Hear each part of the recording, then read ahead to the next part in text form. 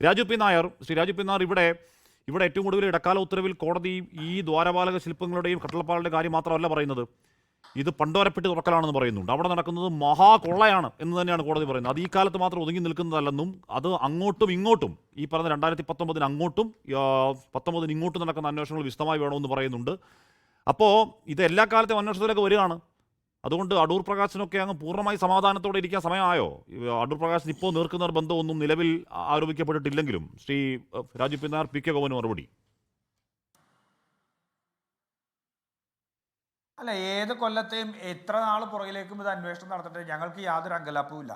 ഇനി ആരുണ്ടെങ്കിലും അതിനകത്ത് ശിക്ഷിക്കപ്പെടണം എന്നുള്ള കാര്യത്തിൽ ഞങ്ങൾക്ക് യാതൊരു അഭിപ്രായ വ്യത്യാസവുമില്ല. എന്തായാലും കോൺഗ്രസിൻ്റെ ഏതെങ്കിലും നേതാവിനെ SIT തെളിവുകളുടെ അടിസ്ഥാനത്തിൽ അറസ്റ്റ് ചെയ്യുകയോ ജാമ്യം നിഷേധിച്ച് ജയിലിനകത്ത് ഇടുന്നാൽ പി.കെ. ഗോപൻ വരുന്ന പോലെ നാണംകെട്ട പ്രതിരോധമായിട്ട് കോൺഗ്രസ് വരില്ല.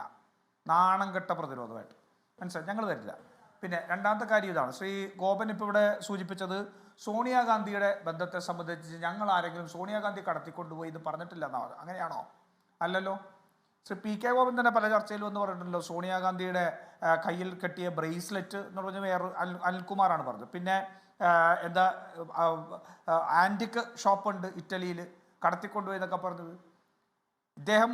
ഈ MA ബേബി എന്ന് പറയുന്ന CPM ബ്രാഞ്ചിൻ്റെ ജനറൽ സെക്രട്ടറിക്ക് ബ്രാഞ്ച് സെക്രട്ടറിയുടെ വില പോലും കൊടുക്കാതെ കൊണ്ടാണോ MA ബേബി സോണിയാഗാന്ധി ഒരിക്കലും ഇതിനകത്തേക്ക് വലിച്ചിടാൻ ഞങ്ങൾ ആഗ്രഹിക്കുന്നില്ലെന്ന് പറഞ്ഞ് MA ബേബിയുടെ പ്രസ്താവന മുഖവിലേക്ക് എടുക്കാത്തത്? ഇപ്പൊ പാവത്തിന് ഇപ്പൊ ബ്രാഞ്ച് സെക്രട്ടറിയുടെ പണിയാ, വീട്ടിൽ കയറി പാത്രമൊക്കെ കഴുകി കൊടുക്കുകയാണ്. പഴയ മാധ്യമ പ്രവർത്തനം ഇപ്പൊ കുഴപ്പമൊന്നുമില്ല, എല്ലാ കാലത്തും കഴുകുന്നുണ്ട്, കുഴപ്പമില്ല. എല്ലാ കാലത്തും തെരഞ്ഞെടുപ്പിൽ മാത്രം കഴുകുന്ന പാത്രം കഴുകല് ചിലപ്പോൾ കോമഡി സ്കിറ്റായി മാറും, അത്രേ ഉള്ളൂ, വേറെ പ്രശ്നമൊന്നുമില്ല. അദ്ദേഹം കഴുകട്ടെ, പാത്രം കഴുകാനൊക്കെ പഠിക്കട്ടെ, നല്ലതാണ്. പണ്ടത്തെ ബംഗാളിലെ ജീവിക്കുന്നത്, അപ്പൊ അത് ഇരിക്കട്ടെ. കയറി പാത്രം കഴിയുന്നുള്ളതാണ് പറഞ്ഞേക്കുന്നത്. സ്വന്തം വീട്ടിലെ പാത്രമൊന്നുമില്ല, വേറെ വീട്ടിലെ പാത്രമാണ്. അത് പോട്ടെ, അതവിടെ നിൽക്കട്ടെ. അപ്പൊ അതൊക്കെ ഇവര് അത്തരത്തിൽ പുതിയ CPMന്റെ കരകോലും ഉണ്ടല്ലോ, CPMന്റെ കരകോലും കൊടുക്കുന്ന തന്ത്രങ്ങളായിരിക്കാം.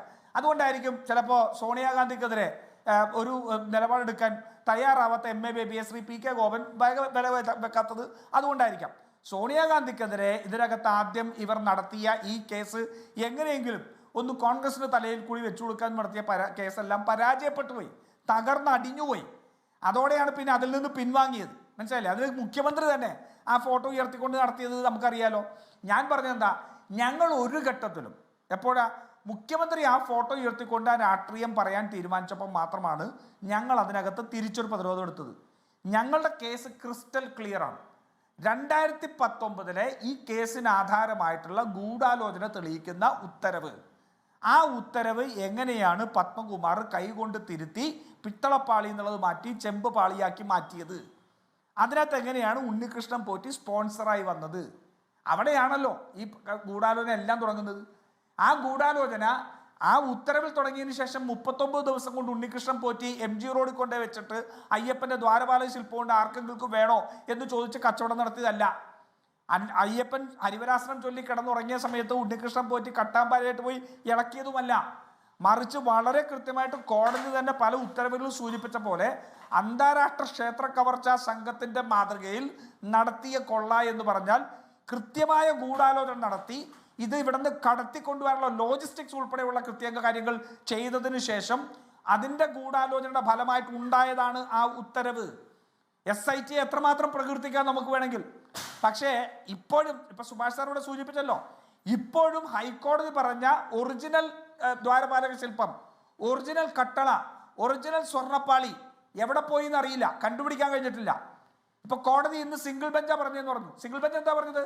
90 ദിവസം കഴിഞ്ഞാൽ സ്വാഭാവികമായ ജാമ്യം ഇവർക്ക് കിട്ടും, ഇല്ലേ? അയ്യപ്പന്റെ മുതൽക്കട്ട കേരളത്തിലെ ഏറ്റവും മുതിർന്ന നേതാക്കന്മാർ ഉൾപ്പെടുത്ത ക്ഷേത്രക്കൊള്ളയിലെ പ്രതികൾക്ക് 90 ദിവസത്തിനുള്ളിൽ കുറ്റപത്രം സമർപ്പിക്കാൻ കഴിഞ്ഞില്ലെങ്കിൽ സ്വാഭാവികമായ ജാമ്യം ലഭിക്കും. അതല്ലേ ഇപ്പോൾ നടന്നുകൊണ്ടിരിക്കുന്നത്? മുരാരി ബാബുവിന് അടുത്ത് കിട്ടും, പത്മകുമാറിന് കിട്ടും, വാസുവിന് കിട്ടും, ഇവർക്കെല്ലാം കിട്ടില്ലേ? അവസാനം ആ പാവം ആശുപത്രി കിടക്കുന്ന ആൾ മാത്രം ജാമ്യത്തിലല്ലാണ്ട് കിടന്നിട്ട് വല്ല കാര്യമുണ്ടോ? എവിടെ എത്തി അന്വേഷണം? ആ അന്വേഷണം ഇവിടെ എത്തി ചോദിക്കണ്ടേ നമ്മൾ? ആ അന്വേഷണം കൃത്യമായിട്ട് വരണമെന്നുണ്ടെങ്കിൽ ഇത് എവിടെയാണ് പോയതെന്ന് കണ്ടുപിടിക്കണം. ഹാഷ്മിക്ക് തോന്നുന്നുണ്ടോ അതിനകത്ത് നിന്ന് എടുത്ത 1 കിലോ സ്വർണത്തിന് ഉരുക്കിയെടുത്ത സ്വർണം കൊണ്ടാണ് ഈ കള്ള മുഴുവൻ അതാണെന്ന് എനിക്ക് തോന്നുന്നല്ലോ, കോടതിക്ക് തോന്നുന്നില്ലോ. കോടതി സുഭാഷ് കപൂർ പറഞ്ഞ ഏറ്റവും കൂടുതൽ ഉത്തരവിലും കോടതി പറയുന്നത് കോടതിയുടെ ആ സംശയം കൂടുതൽ ബലപ്പെടുന്നു എന്നുള്ളത് തന്നെയാണ്. അതാണ് ഞാൻ പറഞ്ഞത്. ദ്വാരപാലക ശില്പത്തിലും കട്ടളപ്പാളിയിൽ നിന്ന് ഇളക്കിയ സ്വർണം ഉരുക്കി വിറ്റു എന്ന് പറഞ്ഞ് ബെല്ലാരിയിൽ പോയി ഒരു കട്ട കണ്ടുപിടിച്ചാൽ ഈ കേസ് എന്താവും? അതാണോ കച്ചവടം? അന്താരാഷ്ട്ര ക്ഷേത്ര കൊള്ള നടക്കുന്ന അങ്ങനെയാണോ? ഇല്ല ആ കട്ടയൊന്നും SIT മുഖവരിക്ക് എടുത്തിട്ടേ ഇല്ല. ഈ കട്ട ഗോവർദ്ധം കൊണ്ട് പറഞ്ഞ് എന്റെ ഈ കട്ടയുണ്ട് എന്നോട് ഗോവർദ്ധം കൊണ്ടുകൊടുത്താ അങ്ങോട്ട് മാറ്റി വെച്ചു എന്നല്ലാതെ SIT ഒന്നും ആ കട്ട മുഖവരിക്ക് എടുത്തിട്ടേ ഇല്ല. രാജു പി നായർ, ലോകത്തെവിടെയായാലും ഏത് സമയത്തും 24 വാർത്തകളും ഓഗ്മെന്റഡ് റിയാലിറ്റി പാക്കേജുകളും എക്സ്പ്ലെയിനറുകളും വിശദമായി കാണാൻ ഞങ്ങളുടെ യൂട്യൂബ് ചാനൽ നിങ്ങൾക്ക് സബ്സ്ക്രൈബ് ചെയ്യാം.